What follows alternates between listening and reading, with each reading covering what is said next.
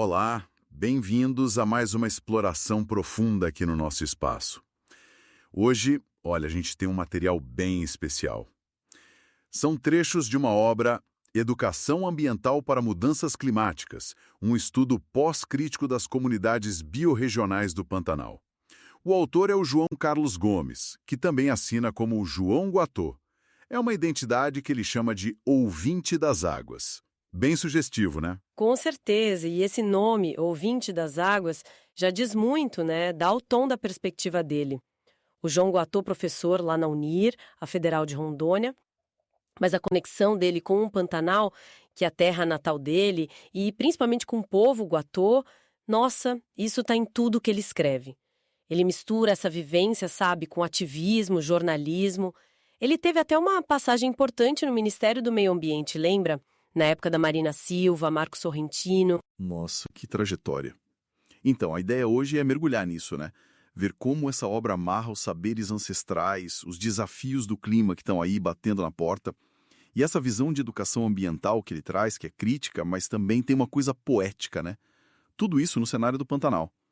Não é só pesquisa acadêmica, pelo visto. Tem experiência pessoal, sensibilidade. Ele fala até em usar a arte de IA, o DI, o 2. Interessante isso. Ok, então vamos lá.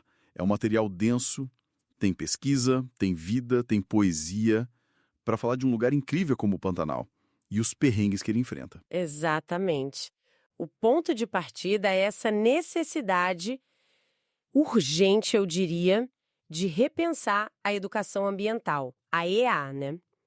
Especialmente com as mudanças climáticas aí. O Guató convida a gente a olhar diferente, sabe? A valorizar de verdade o conhecimento das comunidades locais, dessas populações que ele chama de biorregionais. E não é só um olhar superficial, folclórico. É para ser mais respeitoso e, no fim das contas, mais eficaz mesmo. E tem uma ideia central que ele joga logo de cara. O Pantanal como um filtro pedagógico. Essa imagem me pegou. O que será que ele quer dizer com isso? É mais que só um bioma, né? Ah, com certeza. Essa metáfora do filtro pedagógico é ótima. Sugere que o Pantanal, com tudo que ele tem de único ambiente, cultura, sociedade, funciona como uma lente mesmo, ou um filtro. É através dele que a gente pode aprender lições super importantes para a educação ambiental. E não são lições genéricas, não. São coisas que nascem dali, da interação das pessoas com aquele lugar. Poxa, a gente está falando da maior área úmida do planeta, né? Biodiversidade absurda, mas também um lugar moldado por culturas ancestrais. O Guató defende que a EA ali tem que estar ligada nessa realidade. E ele busca inspiração no povo Guató mesmo, que vê a natureza como sagrada, né? Que fala em harmonia, respeito aos ciclos, comunidade. E aí ele usa esse termo populações biorregionais.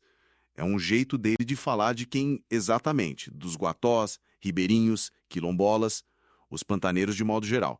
E por que esse termo será biorregional? Isso são essas populações tradicionais mesmo, aquelas que vivem numa conexão profunda, sabe?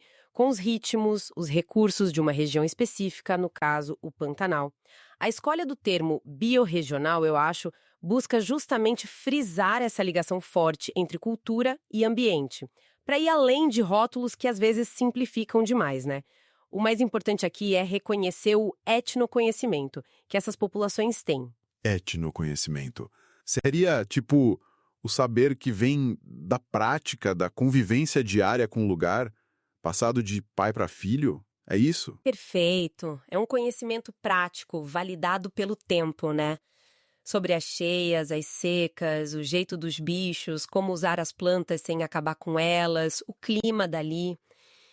Mas olha, o trabalho do Guató não fica só no romantismo, não. Pelo contrário.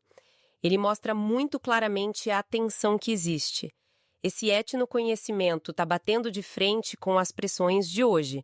O agronegócio avançando, o turismo meio sem controle, uns modelos de conservação que vêm de fora e, claro, os efeitos das mudanças climáticas cada vez mais óbvios. Ele traz exemplos bem concretos desses conflitos socioambientais. Tipo aquele caso que ele conta lá em Mimoso da criação de porco. Lembro de ter lido algo assim. Esse é um ótimo exemplo, sim. Para a comunidade de Mimoso, criar porco solto, muitas vezes ali na beira do rio, é coisa antiga, tem valor cultural, econômico, é o sustento, é parte de quem eles são. Só que aí, com o turismo crescendo ali perto, por causa do Memorial Rondon e tal, essa prática começou a ser vista como problema por alguns. Ah, polui a água, fica feio para o turista, aí começam os conflitos, denúncia. O Guatô até menciona a Crismate, a Associação dos Criadores, tentando achar saídas. Mas o caso mostra bem o choque, sabe? Fica muito claro que falta política pública para apoiar um manejo mais sustentável, sei lá, usar biodigestor para os dejetos, algo assim. Algo que deixa a tradição continuar, mas lidando com as novas questões ambientais e turísticas, sem só proibir ou deixar o pessoal de lado. Esse choque de visões parece que está em todo lugar ali, né? Não é só com os porcos em terra firme. Imagino que na água também. Ele fala das baías Chacororé e Ciá Mariana, né? O conflito ali é diferente. Sim, ele descreve a beleza incrível e a importância ecológica dessas baias. São como berçários para os peixes do Pantanal, sabe? Ecossistemas muito vivos. Mas a mão humana, principalmente nas últimas décadas, tem feito um estrago. O Guató detalha como abriram canais artificiais, tipo o canal Manizaki, o Coricho do Mato. Isso mudou completamente o caminho natural da água. Os mais velhos contam para ele que antigamente a ligação entre as baias só acontecia na cheia mesmo, naturalmente. E nessa época era tudo na canoa a remo, tranquilo, no ritmo da água. E qual foi o resultado de abrir esses canais fora de hora? Um desequilíbrio hídrico enorme. A baía de Chacororé, que segurava mais água, começou a secar muito mais rápido depois da cheia. Aí falta água para os bichos, para as comunidades. Já se a Mariana começou a sofrer com muito assoreamento, recebendo mais terra do que o normal, e para piorar tem o turismo com barco a motor, principalmente na seca. Esses barcos passam na água rasa, revidam o fundo e acabam afundando mais ainda os canais de saída. A água vai embora mais rápido. O Guató não mede palavras, chama isso de surto colonial. Ele contrasta essa lógica de agora, rápida, que não respeita limite, com o jeito antigo das canoas que entendiam o ambiente. Fica muito claro mesmo. Racionalidades diferentes, interesses batendo de frente, no mesmo lugar. A tradição, o sustento de um lado, e do outro, um turismo, umas intervenções que não estão nem aí para a dinâmica local. Isso me leva direto para o terceiro exemplo forte que ele dá. O conflito lá da RPPN Sesc Pantanal. Exatamente. A Reserva Particular do Patrimônio Natural do Sesc Pantanal é um caso clássico, e o Guató analisa isso bem a fundo. Ele mostra que a criação dessa reserva enorme seguiu muito um modelo de wildness, sabe?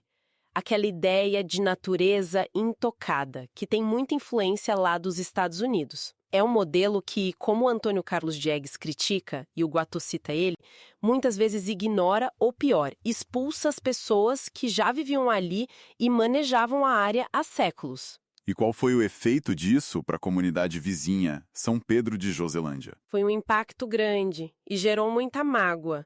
A reserva foi criada em cima de antigas fazendas de gado, que era onde muita gente da região trabalhava, os pantaneiros mesmo.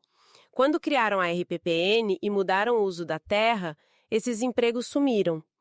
E o que talvez seja pior, os relatos que o Guató colheu mostram que faltou diálogo. A comunidade se sentiu totalmente fora das decisões.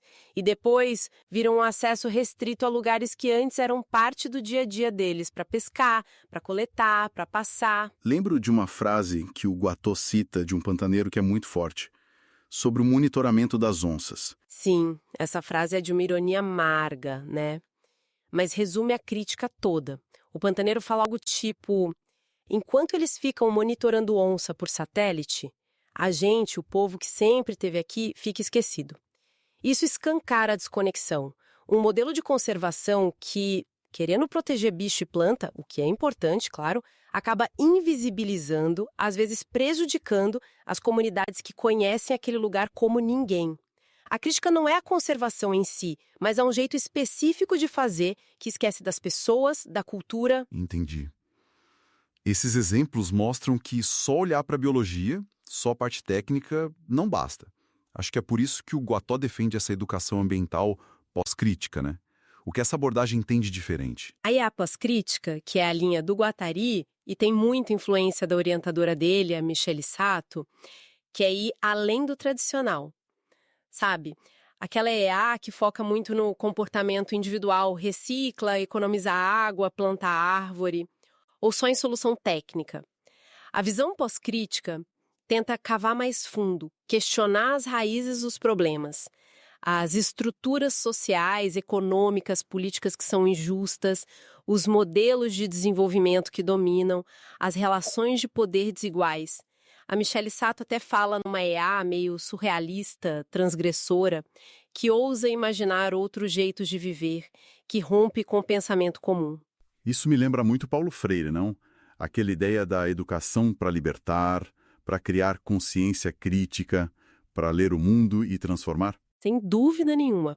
Paulo Freire é referência total para o Guattó e para essa IA crítica e pós-crítica. A busca pelo diálogo de verdade, por problematizar a realidade, por construir conhecimento junto, pela ação que transforma. Tudo isso é Freire puro. E se conecta também com gente como o Edgar Morin, que fala da importância de superar o pensamento que divide tudo em caixinha, né? E entender a complexidade das relações. Ser humano, sociedade, natureza, tudo junto. A IA pós-crítica não vê o ambiente como algo separado lá fora. Ele está dentro das nossas relações sociais, culturais, econômicas, políticas. É fascinante pensar na IA não só como ensinar coisa certa, mas como um campo para questionar fundo, para transgredir, para ter poesia. E, por falar em poesia, a figura do Manuel de Barros parece essencial no trabalho do Guattó, né? Ele cita o poeta o tempo todo. Manuel de Barros é omnipresente, fundamental na costura do pensamento do Guattó. Ele não usa Barros só para enfeitar, não. Ele pega conceitos do poeta para repensar a própria Eca. Tem dois conceitos, principalmente, que são muito fortes na análise dele. O primeiro é aprendência. Aprendência. E aquela ideia de que ninguém só ensina ou só aprende, mas que a gente aprende junto, trocando. Exatamente essa é a ideia. A aprendência quebra aquela hierarquia clássica. O especialista ensina, o leigo aprende. Não, é um processo mútuo, de diálogo, de troca de saberes. Valoriza demais o encontro do conhecimento técnico-científico com o etnoconhecimento das comunidades. Reconhece que os dois têm valor e que a sabedoria de verdade nasce dessa interação, com respeito. É um convite para todo mundo ser mais humilde com o que sabe, né? E outro conceito do Barros que ele usa é o criançamento. O que seria isso? Criançamento é um chamado para a gente resgatar a capacidade de olhar o mundo como criança. Com aquela sensibilidade, curiosidade, imaginação, abertura. Como diz o Barros, tem que arrombar as gramáticas do pensamento adulto, lógico, prático, que muitas vezes prende a gente em solução velha e não deixa ver coisa nova. É valorizar a virgindade dos sentidos, sabe? Se encantar com o que parece simples, com as coisas ínfimas, com a beleza do dia a dia, da natureza, coisa que a correria da vida adulta apaga. Para o Guattó, cultivar o criançamento na EA é chave para despertar a criatividade e a sensibilidade que a gente precisa para encarar os desafios de hoje. Que bonito isso. Buscar a poesia e a sensibilidade infantil não como fuga, mas como ferramenta para achar resposta mais profunda. E essa busca por uma conexão mais sensível leva a outra dimensão que o Guattó destaca, a espiritualidade pantaneira. Ele descreve os nichos com santos nas casas. Sim, essa observação etnográfica dele é muito legal.